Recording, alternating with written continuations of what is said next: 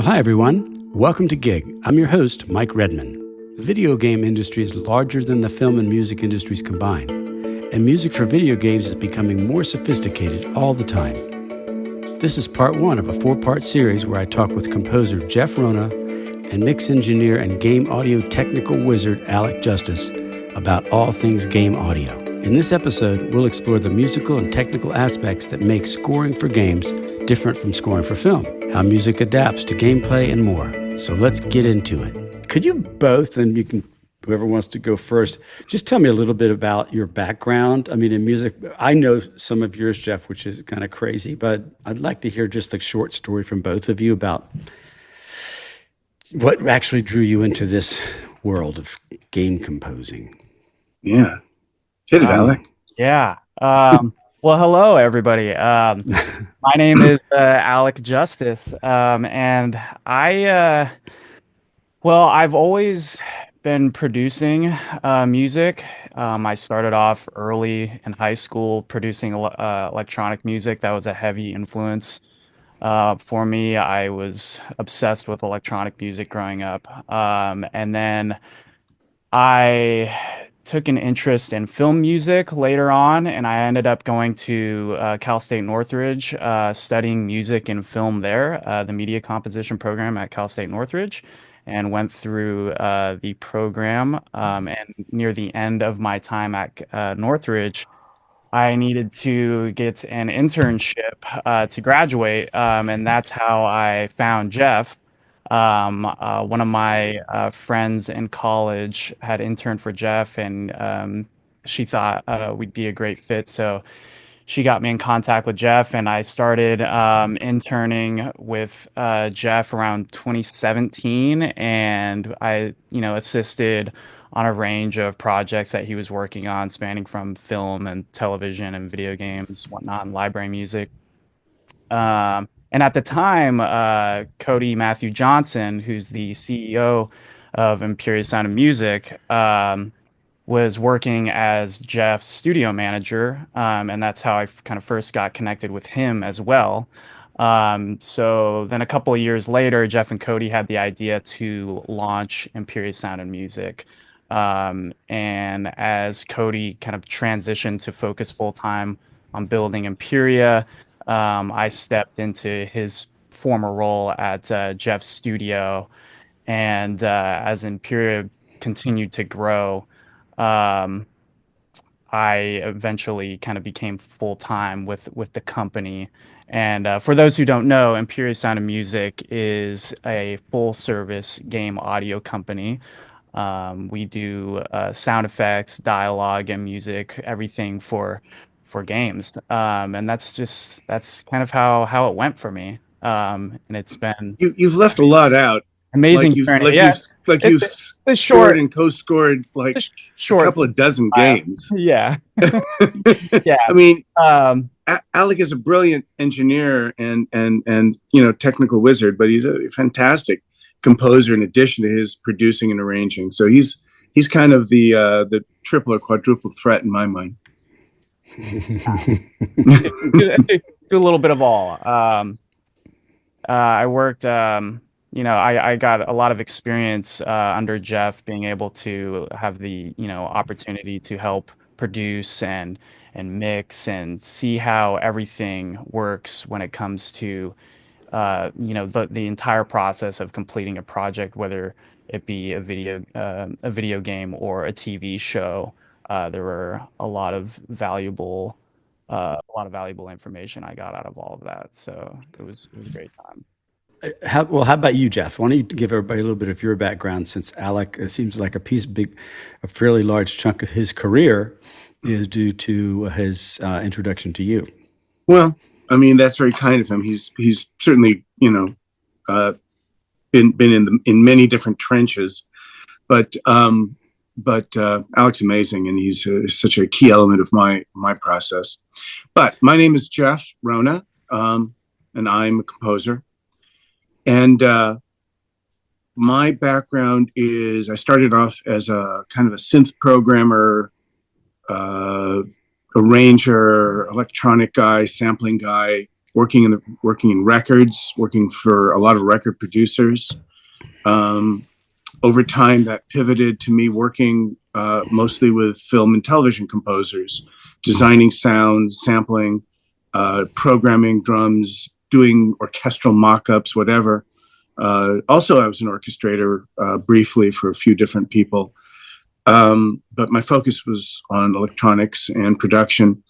But all along, my interest was in writing. So eventually I found myself kind of spending a substantial amount of my time between programming and ghostwriting. And so I ended up ghostwriting dozens and dozens of projects, anywhere from 5 minutes to the entire score with somebody else's name, which is great. That's school for me. That was my college of music right there.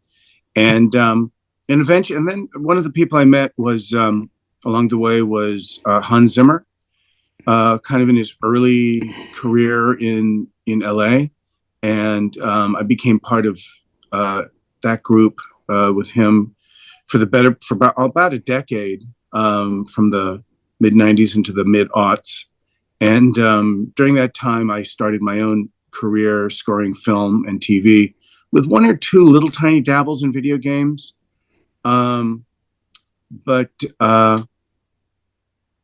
then this couple of opportunities popped up about a dozen years ago for me, and it was a friend of mine who was working at PlayStation invited me to lunch, and I met the crew and the director who were busy at work working on God of War 3. And I met the director just walking down a hall, really. And one thing led to another. And, a story maybe I'll go into later. But the bottom line is I ended up doing my first substantial game. I'd done a couple of little handheld games, did Transformers and some other things. But God of War 3 was really my first true introduction. And from there, I got asked to write some additional music on a bunch of other games. And then the opportunity to score games on my own. And then kind of where Alec came from, between a couple of people who are working here in my studio, and especially Cody Johnson, who said, film and TV are fun, and I've worked on all these films with you and all these TV shows. And same as with Alec at the same time. But there's this idea of video games needed its own, just needed some attention. And for Cody and then later Alec, games became just the musical obsession. So I've continued to do film and TV, but now we're really deep into this video game world. And now I've had the opportunity to work on a few dozen projects, either on my own or as part of the Emperia group with Cody and Alec. And it's only gotten deeper and deeper. And I have to say, honestly, Michael, it's been an amazing kind of, not a new chapter for me because it's music, and that's what I've, been doing for decades. But the video game world, the culture, the workflow is quite different. And I know that's kind of what you want to get into. Yeah. But it's been really a joy for me to steep myself as deeply as I have into the video game world. And I'm very lucky to have, people surrounding me who are gamers and musicians and kind of get it, because there's definitely an it. Alec, can you talk a little bit about just some of the technical, we'll start in this beginning phases, the technical setup. We won't get into the process yet, but what you need to do this business. I mean, As just kind of like, do you work in Logic? Do you use special programs that other people don't use for, other composers, that kind of stuff? Well, that's a great question, because I think that's kind of what how video game music differs from from film. And it's that in film, it's typically, you're writing to fix the linear sequence of events. Whereas, game music, it's much more interactive, and you kind of have to think of music as being modular. But yeah, well, on the technical side, I mean, every composer uses the DAW of their choice, and but there's something called middleware in games that essentially integrates the audio in it essentially integrates the audio into the game to the visuals. So that is definitely something that you want to be aware of when you're first starting off, is knowing the various middleware like Fmod and Wise. It's crucial, and then understanding game engines like Unity or Unreal that trigger audio events, Hmm.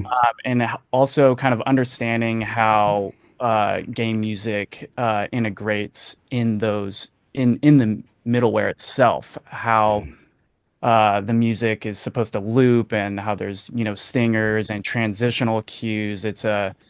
That's essentially the main thing that kind of separates film game music and film music is that aspect of interactivity. Well, since you just brought it up, how about we spend a minute and I'll get some feedback from both of you guys. Besides the simple fact that film music is linear and what you do in games is nonlinear, Yeah. but just that's the basic distinction. But what are some of the big differences between working in film and working in a game?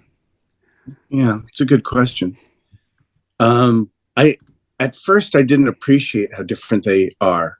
Hmm. My initial experiences were to try to treat them the same, and musically it was fine, but it's only when you really embrace those true differences that you really get the opportunity, I think, to reach the maximum potential of what music can do within the video game world. Hmm.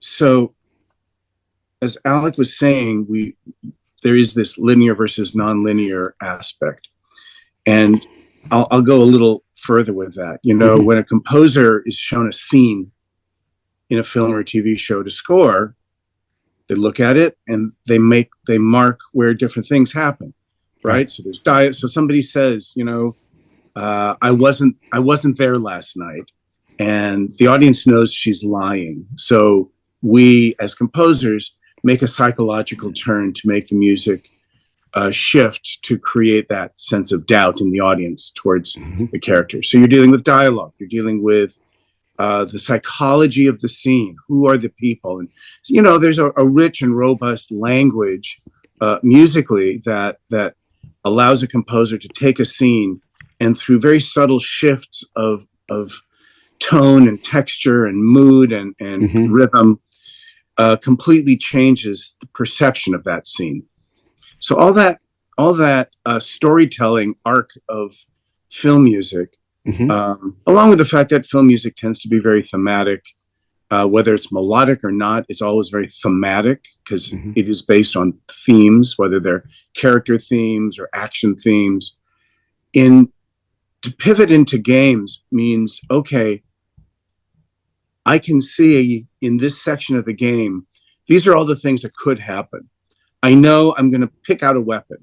I know I'm going to have to walk down this creepy hallway or cave or battlefield or outer space or medieval countryside, and I'm going to have to find something, and that thing is going to probably be threatening. There could be friendly things. There could be very unfriendly things. So you break a game, an element of a game down by potential. What could happen here? And what is it that the music will try to convey? Then you compose longer pieces of music that can be shrunk down into smaller sections that, like Alex said, can loop or can transition seamlessly using what Alec was talking about, the middleware, which is a music player that is tucked inside the game like a plugin. Where we on the music side have said, okay, this is walking down the hall music, this is picking out a weapon music, there could be a battle music, there is a battle music, this is the battle just got way worse. This is the battle's about to end if you don't get your shit together. And you have all of these layer levels Yeah. to a particular part of a game. Each one is a complete musical universe, because if the player isn't particularly efficient or very good, they could spend a long, long, long time. Gotcha. But every one of those potentials it becomes its own little mini composition, but they're all sort of elements within one, what will end up sounding like one composition. So you think about how the music changes if it has to keep going in loop, but then you think, well, if they're getting closer to the enemy or the monster, we're going to jump into this beware level of music, and that can hold for an indefinite period of time. Then the monster or the enemy shows itself and starts attacking you. So on and on. The middleware goes between the music and what's happening in the gameplay. So as a player is playing a game, when they get to the place where they're near the enemy, the game engine, the game software sends a signal to the music software to say, okay, they're near the monster. They don't know it yet. So transition on the next downbeat, on the next bar, on the next very interesting. phrase. Yeah. So it's very musical, gets very musical. So as composers, we think about it a little jigsaw-like, jigsaw puzzle-like, in that this piece we could have to stay here for a while, but if it had to go there, how would that happen? Would it be a crescendo? Would it be a sudden shift? And so the goal is always to make it feel very cinematic. It should feel very seamless. You shouldn't really hear it like an edit. It should really sound compositional. I find also that because you don't have any awareness of when a particular section is going to start or end within a section of a game, that I tend at least to kind of keep thematic elements a little more constant. So if it's a melody, that melody kind of plays throughout that section. I mean, it comes and goes a little bit, but it's not like a melody that plays for 8 bars followed by 24 bars, because I don't know where we're going to loop or jump or transition. So I think there's a tendency to have a little bit more of whatever's needed, just sort of keep the music running a little bit more, because that kind of gets into a very interesting thing that I think Alec will be better at talking about, which is the difference between, so this is in the exciting world of stems. So, you don't deliver music in a film or a TV show or a game as just a cool stereo or 5.1. It has to be broken down. And there's a different reason for the way things are organized for stems between film and TV and games. It's very, very different. I think Alec will probably explain it much better than I. Alec, you want to jump in here? Kind of build on that for sure. There's Jeff was kind of touching on it, but there's essentially two ways of thinking about it when you're composing for games. And it also, this really depends on the game and what the developer may want to, but you can kind of think of it as there's a vertical approach to music or a horizontal approach. And typically when you're thinking of it horizontally, you'll have a bunch of segments of music, and each segment kind of flows together and connects like a puzzle, as Jeff mentioned. And then the vertical approach, you would typically have longer segments of music, but that's where stems come in.